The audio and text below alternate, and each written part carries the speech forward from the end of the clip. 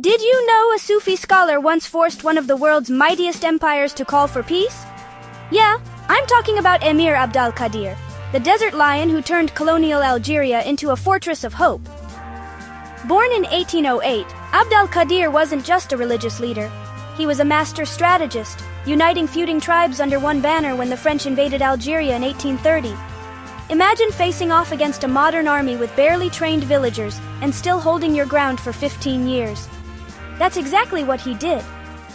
Abd al Qadir didn't just fight, he built. He set up a government, minted his own currency, ran courts, and even drafted a tax system, all while dodging French bullets. Think about it. A self-made state, right in the middle of a war zone. But here's what really sets him apart. Abd al Qadir fought with honor. He refused to mistreat prisoners, following strict humanitarian codes at a time when war was usually brutal and lawless. Even his enemies respected his chivalry, and years later, his example inspired the creation of the International Red Cross. France, unable to defeat him, tried to negotiate.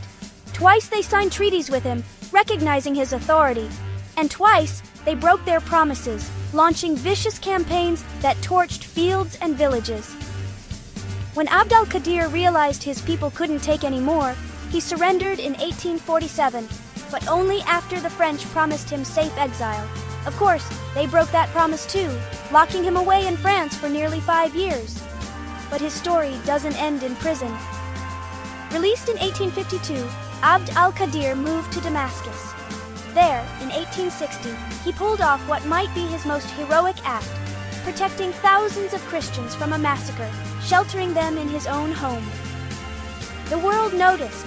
He was honored in France, praised by Abraham Lincoln, and celebrated as a hero of peace. Abd al Qadir died in Damascus in 1883, but his legacy still echoes in Algeria and beyond. He's proof that courage, faith, and compassion can shake empires. If you want more stories about the legends who shaped our world, don't forget to subscribe.